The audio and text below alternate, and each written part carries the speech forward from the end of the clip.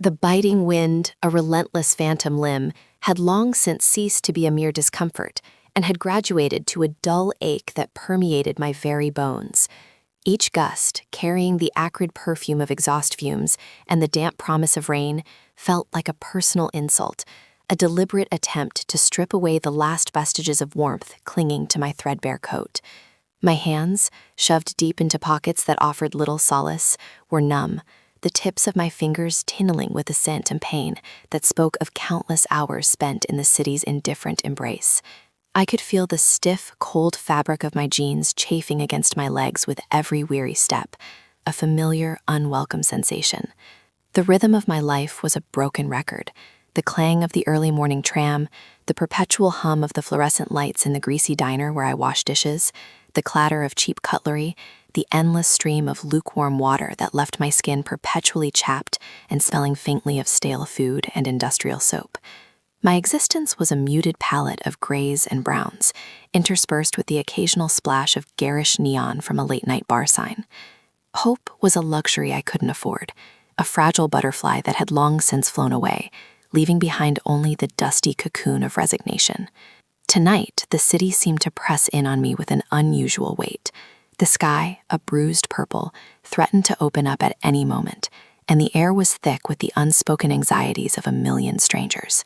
I was walking, as I always did, because the bus fare was an extravagance I couldn't justify, especially not when every cent had to be stretched thin enough to cover the exorbitant rent of my shoebox apartment. The cracked pavement beneath my worn-out boots felt like an extension of my own weary spirit, broken, unyielding, and perpetually cold. My stomach, a hollow drum, rumbled softly, a constant companion in my solitude.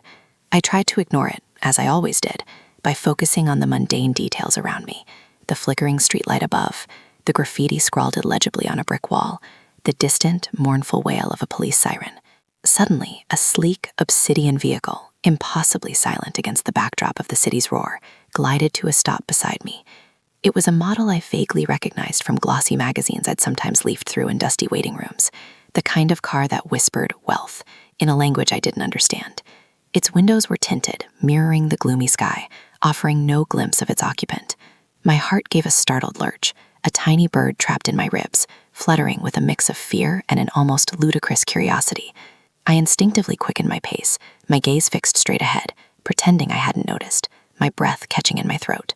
Then a window, dark as polished onyx, slid down with a barely perceptible sigh, revealing a man. He was framed by the opulent interior of the car, an island of calm in the chaotic urban night. His face was a chiseled landscape, sharp angles and defined lines, with eyes that held a depth I couldn't quite decipher in the dim light. They seemed to take in my entire being in a single, unsettling glance. My shivering frame, my worn coat, the despair etched around my mouth. He wore a suit tailored to perfection, the fabric a rich, dark hue that seemed to absorb the light. The faint cream scent of expensive cologne drifted out of the car, a stark contrast to the city's gritty aroma. The question hung in the cold air, a bizarre anomaly. Nobody ever asked me that, not genuinely. I paused, my mind scrambling, trying to process the surreal encounter. I'm fine, I stammered, my voice sounding reedy and unfamiliar, like a forgotten instrument. I hugged myself tighter, suddenly acutely aware of my shabby appearance. A corner of his mouth tilted upwards, a fleeting, almost imperceptible movement that might have been a smile, or perhaps something else entirely. You don't look fine. His eyes, dark and intelligent, held mine, and I felt an unnerving sensation, as if he could see right through my carefully constructed facade of indifference. I'm just heading home, I insisted, a desperate attempt to regain some semblance of control over the situation. My fingers twitched, a nervous habit. He leaned slightly forward, his posture radiating an understated authority. He paused, letting the words hang in the air, weighted with an unspoken promise, or perhaps a threat. The silence that followed was profound, broken only by the distant thrum of the city. I could hear my own ragged breathing, suddenly amplified in my ears. Come with me. I offer you warmth, a hot shower, and a meal. My mind reeled. Warmth, a hot shower, a meal. These were not mere comforts. They were luxuries, distant memories from a life I barely remembered. My instincts screamed at me, danger, stranger, run. My life was already a precarious tightrope walk. A fall from this height wouldn't be much different. What? The single word escaped my lips, barely a whisper. My gaze flickered between his unreadable face and the plush interior of his car. His eyes held a peculiar glimmer, a mixture of amusement and something deeper, more complex. Let's just say I have an appreciation for observing the human condition. And tonight, yours caught my attention. He didn't elaborate, and his casual tone only served to heighten the mystery. He motioned toward the passenger door with a long, elegant finger. Get in, or don't. My name. He knew my name.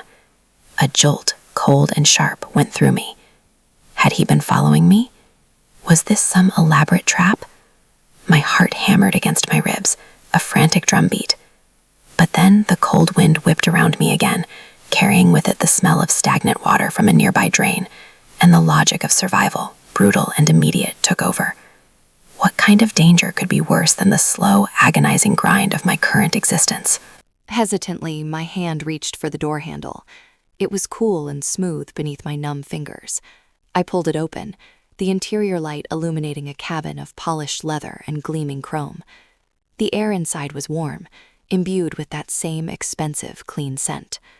I slid onto the seat, sinking into its plush embrace, feeling the immediate relief of warmth seeping into my chilled limbs.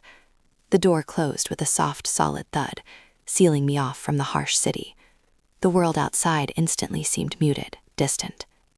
He started the car, the engine a silent purr, and we glided away from the curb. The city lights blurred into streaks of color outside the tinted window. I watched, mesmerized, as familiar streets became unfamiliar, as the landscape shifted from the grimy, utilitarian buildings of my neighborhood to wider boulevards lined with elegant trees and impressive, ornate architecture. The silence in the car was profound, comfortable for him, agonizing for me. I kept my gaze fixed out the window, occasionally stealing glances at him. He drove with an effortless grace, his hands resting lightly on the steering wheel, his profile illuminated by the passing streetlights. After what felt like an eternity, we turned into a long, winding driveway flanked by mature trees. Through the darkness, I could discern the faint outline of a sprawling estate, a mansion that seemed to materialize out of the night itself. It was a structure of dark stone and gleaming windows, a formidable silhouette against the bruised sky. The car came to a silent halt before a massive carved wooden door. He turned off the engine, and the quiet descended once more, heavy and encompassing. The air, even inside the car, felt different here, cleaner, tinged with the scent of damp earth and distant pine. He unbuckled his seatbelt, the click shockingly loud in the stillness. "We're here, Alara," he said, his voice a calm counterpoint to my racing thoughts. He got out, and I scrambled to do the same, my legs feeling stiff and awkward after the ride. The cold air, though cleaner, still bit at my exposed skin, but it was nothing compared to the chill I'd felt earlier. The mansion loomed over us, silent and imposing. A single light spilled from an upper window, a lonely beacon in the vast darkness. He led me through the massive door, which swung open silently, revealing a cavernous hall. My boots echoed on the polished marble floor. The air inside was warm, rich with the scent of old wood, expensive fabric, and something subtly floral, almost like lilies. It was a scent of wealth, of quiet luxury, of a world entirely alien to me. He didn't look back to see if I was following, simply walked with a steady, unhurried pace. We ascended a grand staircase, the banister cool and smooth beneath my trembling hand. Each step creaked just slightly, a soft groan that seemed to swallow the sound. He stopped before a door on the second floor, pushing it open. It revealed a room that was both grand and welcoming, dominated by a large, inviting bed piled with soft-looking linens. A soft lamp cast a warm, golden glow across the space. To one side, a door led to what I presumed was a bathroom. He turned to me, his dark eyes meeting mine. "There's a robe in the closet, fresh towels in the bathroom. The water will be hot. Food will be brought up to you within the hour." He paused, his gaze unwavering. and then delivered the final, chilling part of his proposition. And then, Alara, you disappear. By sunrise, I expect you to be gone. The words hung in the air, heavy and absolute. The simple instruction, delivered with such calm authority, felt like a gauntlet thrown. Disappear. As if I hadn't spent my entire life trying to do just that, to become invisible in the sprawling indifference of the city. My throat felt tight, suddenly dry. I could only nod, a small, jerky motion. He gave another one of those almost smiles, a brief flash of something I couldn't quite interpret. Good. With that, he turned, his movements fluid and silent, and left the room, pulling the door shut behind him with a soft click that echoed in the sudden, overwhelming silence. I stood there for a long moment, listening to the fading sound of his footsteps, then nothing. Just the profound, unsettling silence of the opulent house. My heart was still thudding, a frantic percussion against my ribs. The warmth of the room, the promise of a hot shower and a meal, felt like a mirage. Was this real? Was I actually here? Slowly, tentatively, I moved towards the bathroom, my boots sinking into the thick carpet. The bathroom was just as luxurious as the bedroom, all gleaming tiles and polished chrome. I turned the tap, and a rush of steam billowed out, carrying the scent of rich, expensive soap. The water was gloriously, unbelievably hot. I stripped off my grimy clothes, letting them fall in a heap on the floor, the fabric stiff and cold against my skin. Stepping into the shower, the hot spray hit my skin like 1,000 gentle needles, washing away not just the grime, but the accumulated tension of weeks, months, years. I closed my eyes, letting the water stream over my face, down my hair, feeling a profound, almost painful relief. After a long, indulgent shower, I wrapped myself in a plush, incredibly soft towel, then found the silk robe he'd mentioned. It felt like a second skin, warm and comforting. My stomach rumbled a 10, more insistently this time, as the scent of something savory wafted faintly into the room. A tray of food, just as he'd promised, sat on a small table by the window, a steaming bowl of rich stew, crusty bread, and a glass of fresh water. I ate ravenously, each bite a revelation, savoring the warmth spreading through my body. As I finished, a sense of calm settled over me, a peace I hadn't felt in years. The warmth, the food, the clean clothes. It was a temporary paradise. But the instruction lingered. Disappear. The thought brought a dull ache to my chest. Back to the cold, back to the struggle. Just a brief respite, a glimpse of another life, then back to the shadows. I walked to the window, pulling aside the heavy velvet curtain. Outside, the night was still dark, the moon hidden behind a veil of clouds. The estate stretched out, a vast expanse of manicured gardens and shadowy trees, silent and serene. Far in the distance, I could just make out the faint twinkling lights of the city, a distant galaxy I had to return to. My eyes scanned the darkness, and then something caught my attention. A flicker of movement near the edge of the property, partially obscured by a thick line of trees. It wasn't an animal. It was too deliberate, too human. A figure, dark and slender, seemed to be moving stealthily, melting into the shadows, heading away from the main house. A strange, unsettling prickle ran down my spine. Who could that be? And why were they leaving with such furtive secrecy, in the dead of night, from a millionaire's estate? My millionaire's estate. The man who had offered me warmth and then demanded my disappearance. A sudden cold dread tightened its grip around my heart. The silence of the mansion, which had felt comforting moments ago, now seemed ominous, pregnant with unspoken secrets. I pressed my forehead against the cool glass, my breath fogging the pain. The figure was gone, swallowed by the darkness. But that evening, as I stood by the window, warm and fed, I knew with a chilling certainty that I couldn't simply disappear. Not yet. Something was wrong, and I, Ilara, who was meant to be invisible, suddenly felt terribly, dangerously visible. The cool pane of glass against my forehead offered little comfort. My breath, a fleeting cloud of vapor, mirrored the turmoil swirling within me. The figure was gone, swallowed by the oppressive darkness, leaving behind only the ghost of a question mark etched into the night. My heart hammered against my ribs, a frantic drumbeat echoing the sudden terrifying shift in the mansion's atmosphere. What had been a sanctuary, albeit a temporary and conditional one, now felt like a gilded cage, its silence no longer peaceful but predatory. The scent of polished mahogany and old money, usually a comforting backdrop to my temporary existence, now seemed heavy, cloying, like the air before a storm. I pulled back from the window, the heavy velvet curtain rustling softly as it settled back into place, a meager barrier against the unknown outside and the growing dread within. The room, a lavish guest suite I was meant to occupy until my discreet departure, suddenly felt too small, too quiet, too observed. Every shadow seemed to deepen, every opulent furnishing to hold a secret. The deep pile of the Persian rug muffled my footsteps as I instinctively moved towards the door, my hand hovering over the cold brass knob. My ears strained, trying to pierce the profound stillness that had descended upon the house. Was it truly silent, or was my own internal clamor drowning out more subtle sounds? I held my breath, listening, just listening. The faint, rhythmic ticking of a grandfather clock from a distant hall, usually a comforting pulse, now felt like a countdown. The gentle hum of the refrigerator in the kitchen, barely audible, was the only other sound, a mechanical heartbeat in a suddenly lifeless dwelling. My mind raced, a whirlwind of possibilities both mundane and terrifying. A servant? Unlikely, given the hour and the furtive movement. A guest? Even more unlikely, given the man's reclusiveness and the estate's general quietude. A thief? Perhaps, but the figure seemed to be leaving, not entering, and with a stealth that suggested familiarity, not desperation. My millionaire. The possessive pronoun felt like a brand, searing my skin. He had offered me refuge, a fleeting reprieve from my own precarious existence, only to orchestrate my disappearance. Was this connected? Was the figure part of his intricate web, or something entirely separate, something that threatened even him? I needed to know. The certainty of my decision was a cold, sharp thing, cutting through the fog of fear. I couldn't simply retreat to my bed, feigning ignorance.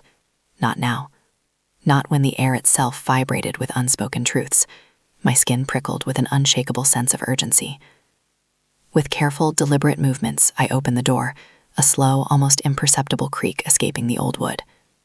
The hallway stretched before me, a long, dimly lit expanse.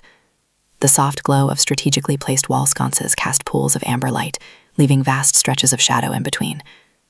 The air here was cooler, carrying the faint scent of beeswax and old paper from the nearby library.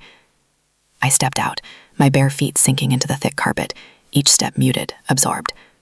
My heart continued its frantic rhythm, a constant companion in the profound silence. My gaze swept the hallway. Everything appeared untouched, pristine. The ancestral portraits stared down from the walls, their painted eyes seemingly following my clandestine movements. I felt like an intruder, a phantom haunting the halls of a life that wasn't mine. But the thought spurred me on rather than deterred me. I was an outsider, and perhaps that gave me a unique perspective. I had nothing to lose, not really. My life was already a series of calculated risks and near misses. This was just another turn in the labyrinth. My initial instinct was to head towards the main entrance, to see if there was any sign of forced entry, any clue left behind. But the figure had been leaving from the edge of the property, not the front door, and the main entrance was too exposed, too likely to be monitored. My millionaire was a man of meticulous order. There would be cameras, alarms. Instead, I turned in the opposite direction, towards the rear of the mansion, where the kitchen and service areas were located, and beyond them, the less frequented wings of the house. This path offered more shadows, more potential for concealment. Each step was a silent negotiation with the old house. The floorboards, despite the thick carpet, occasionally groaned under my weight, a soft, almost imperceptible sigh. I paused after each sound, holding my breath, listening for any answering stir. Nothing, only the distant tick-tock of the grandfather clock, growing fainter as I moved away. I crept past the formal dining room, its massive table gleaming under a single dim chandelier, an eerie tableau of stillness. The air in there felt heavier, imbued with the ghosts of countless opulent meals. I bypassed the study, its double doors firmly shut, fearing what secrets might lie behind them and what risks I might incur by disturbing them. My objective wasn't confrontation, not yet. It was observation, information gathering. I reached a secondary corridor, narrower and darker, leading towards the back stairs and the service entrance. Here the air was different, carrying the faint, lingering aroma of disinfectant and something else, something metallic and sharp, almost like ozone. My brow furrowed. It was an unusual smell for a house of this caliber, usually masked by potpourri and fresh flowers. As I moved deeper, the silence began to feel less profound, more layered.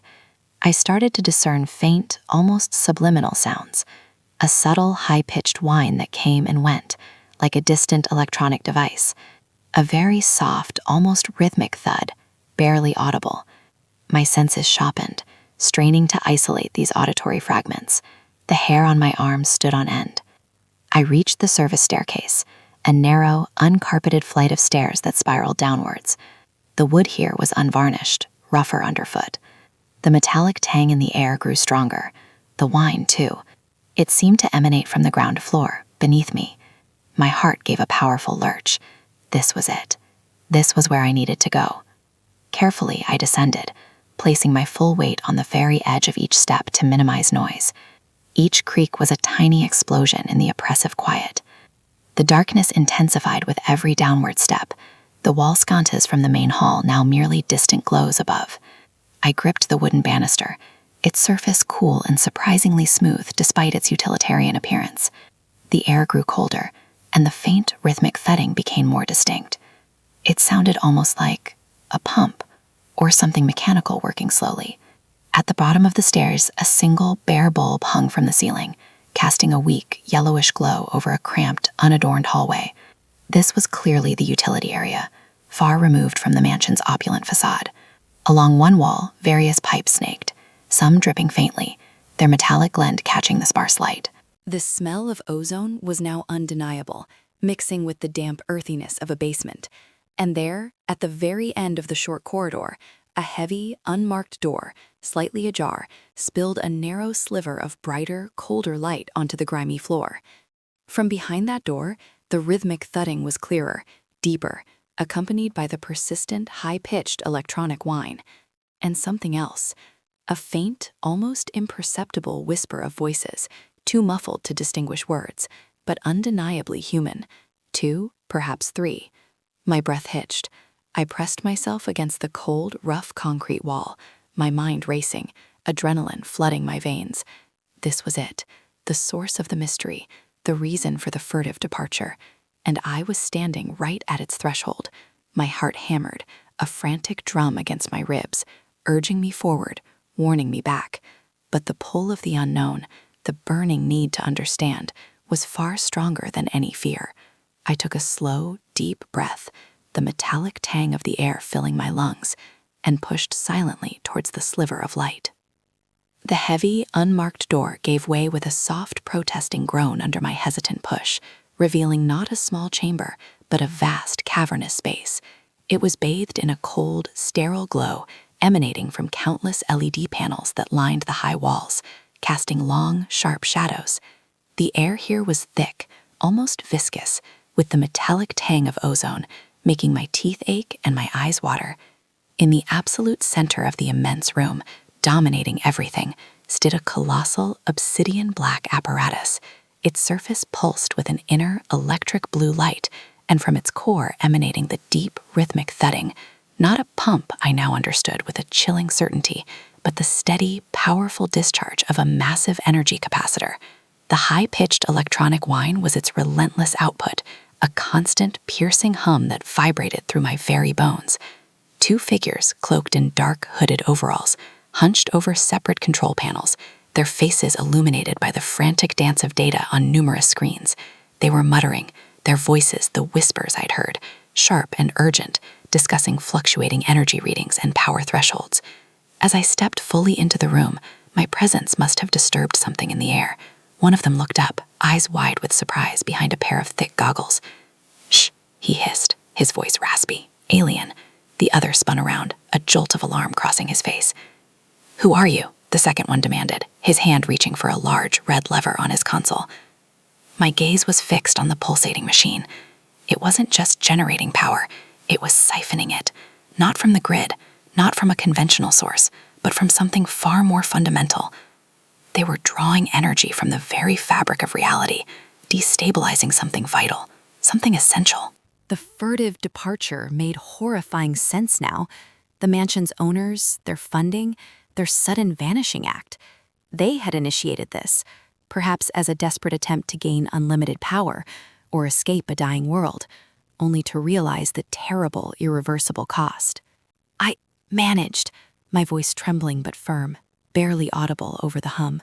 You wouldn't understand, the first man sneered, pushing himself upright. We are saving humanity, I countered, pointing at the plummeting environmental cohesion reading. The mansion's owners? They must have realized it was a mistake. That's why they left. The second man spat, lunging for the lever. They had no vision. We are close. Before his hand could grasp it, I reacted. My mind was a whirlwind of fear and adrenaline, but a cold clarity had settled over me. This had to stop. I sprinted forward, not towards the men, but towards the nearest exposed conduit, a thick bundle of iridescent cables snacking from the machine's base. With a desperate heave, I ripped them free. A shower of sparks erupted, momentarily blinding me. The high-pitched whine faltered, then dropped several octaves, groaning like a dying beast. The electric blue light within the apparatus flickered wildly. The two men screamed in outrage, turning their attention from the controls to me. "You fool!" one yelled, scrambling over a console, his face contorted in a mask of fury. I didn't stop. I yanked another bundle of cables, then another, the air crackling with raw, uncontrolled energy. The thudding slowed, becoming erratic, heavy, and then ceased entirely. The electric blue light died, plunging the core of the room into semi-darkness, illuminated only by the diminishing glow of the LED panels. The pervasive ozone smell began to dissipate, leaving behind a faint metallic tang that quickly faded. The colossal machine, once a pulsating beacon of terrifying power, now stood inert, a silent, imposing monolith. The screens on the control panels went blank, one by one, reflecting my own weary, dust-smeared face. The two men stood frozen, staring at the dead apparatus, their shoulders slumped in utter defeat. The silence that followed was profound, broken only by my own ragged breathing and the faint, settling dust. The conflict was over. The grand, horrific experiment that threatened the very fabric of existence had been stopped. The mansion's owners had departed furtively, not to run from a failure, but from the horrifying success of their initial tests, a success that had spiraled out of their control. I was just the one to finally pull the plug. I stood there amidst the silent, dead machinery, the weight of what I had done, what I had prevented, settling heavily on my shoulders. The mystery was solved, the danger averted, but the quiet hum of the world felt different now, fragile. I had seen the precipice and for a terrifying moment touched the edge of oblivion. The cold, empty room was my trophy, a testament to a secret saved, but also a stark reminder of humanity's boundless ambition and its potential for self-destruction. The path ahead was uncertain, but one thing was clear. The world would never know how close it came to unraveling, and I would carry that heavy truth alone.